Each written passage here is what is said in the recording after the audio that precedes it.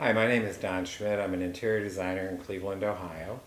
And this evening I'm visiting with David Dusek and James Graham. They own a house in Glenville, a community in Cleveland, Ohio. It's a house that they've restored. It was slated for demolition originally, and they purchased the home and have totally restored it from top to bottom in every kind of way imaginable.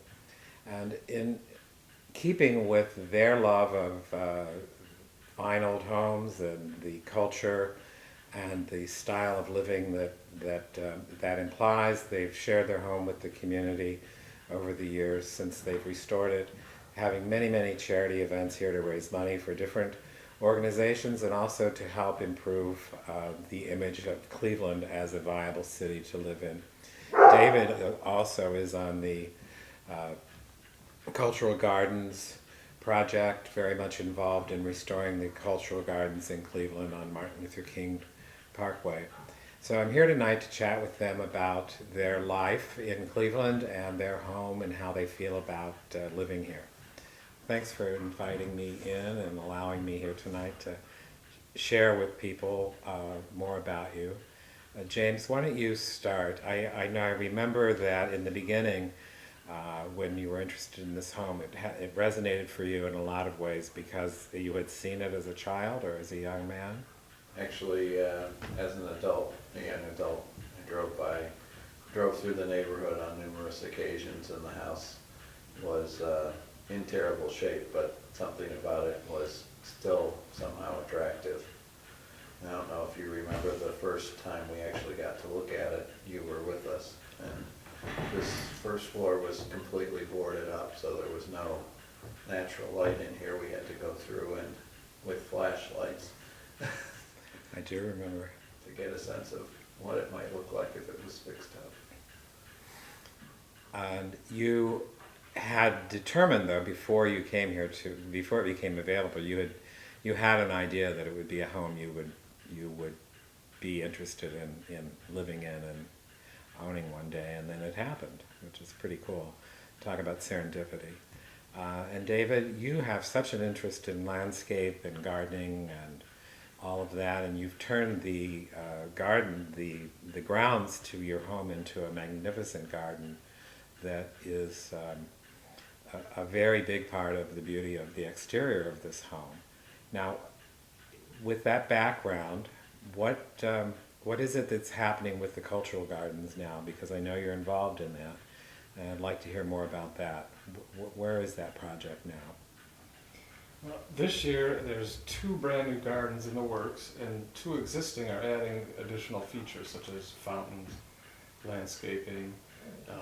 This is the first time in over 40 years that we've had new construction in the cultural gardens. And I believe there's 3 or 4 slated to start next year, including the African American, the Hispanic, and I believe, I can't think of the last one offhand, but 3 starting next year. 3 in 2011. Right. Well, how are they funded? How does the money come in for the specific gardens? Well, the city pays for maintenance, and the Holden Trust actually has donated money for the upkeep of the gardens. But the bulk of the funds are raised by each federation. Every garden has 2 representatives and a delegation, and they raise the funds privately. And how do you become a delegate? You're voted into office as a delegate, but it's the volunteers. It's all volunteers. So to volunteer then and to become involved in this project, for anybody who may see this video and think that it would be something of interest or viable for them to give back to the city, You contact the cultural gardens. They have meetings once a month, and you could become a member that way. Okay, and so that would be a great way to get started. Or you can become a friend of the gardens, which is a small donation. You could become a friend of the cultural gardens. I see. So not only did you move into the neighborhood off of Martin Luther King Parkway, but you are supporting Martin Luther King Parkway with regard to the restoration of the gardens and then the restoration of this beautiful home in the neighborhood. Yes. So what I wanted to ask you both to talk about your interest in all of your different organizations and charities, and you open your home to so many frequently to raise funds by having parties and get-togethers here and art shows and just a myriad of events and what have you. You share this wonderful home with the community. Could you talk a little bit about that? The different organizations that you're involved in and all the different events that you have here. It actually started with the Garden Federation after David got involved. Members of the Federation thought, because of the proximity of the house to the gardens, that it would be nice to have a benefit here. And that was the first one we did. We had a sit-down dinner in the house. We didn't have as much furniture here then, but we had 50 people here for a dinner. And then sort of word got out on the street that we were willing to do this, and we've had ballets here. We've had the Natural History Museum, the Restoration Society. We've had the Botanic Garden do a garden tour of the house. There's the Opera League and Right, several benefits for the Opera League. So I've lost count as to how many benefits we've had here. well, the house is in a perfect location. It's right down the street from University Circle. So, And a number of these organizations have had more than one event here as well. That's right. So it's not limited to one time. right, the most recent one was a new organization in town called Opera Pertuti, which means Opera for All. Mhm. And they have held now, I think for 3 years or 4 years, free concerts in the opera concerts in the Italian Cultural Garden. The first year they did it, and then again this year, we offered the house for a benefit afterwards for Opera Pertuti. And I think we had 50 people this time as well for dinner here. Yeah, they actually had over 700 people for the performance at the Italian Cultural Garden. See, that's amazing, isn't it? Yeah. And that's exactly what the Culture Gardens were originally created for, wasn't it? To be an area that people go to celebrate their diversity. Exactly. And you have an interest originally moving into this area to create a more diverse community in Glenville. How is that going? Oh, it's gone really quite well. We've since we've moved in here, we've always felt welcomed by the neighbors, especially when we first started the project.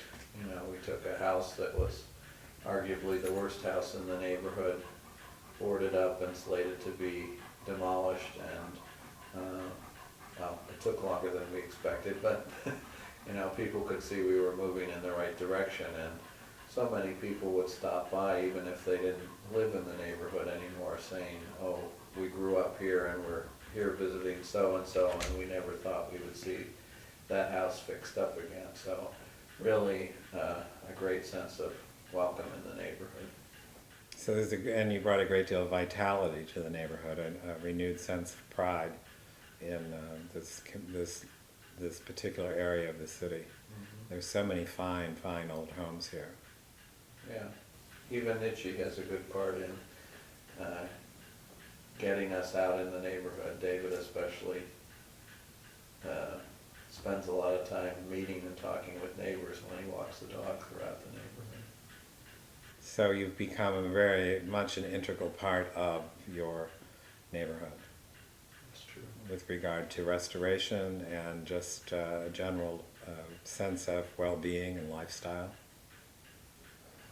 And how do you feel about the future here?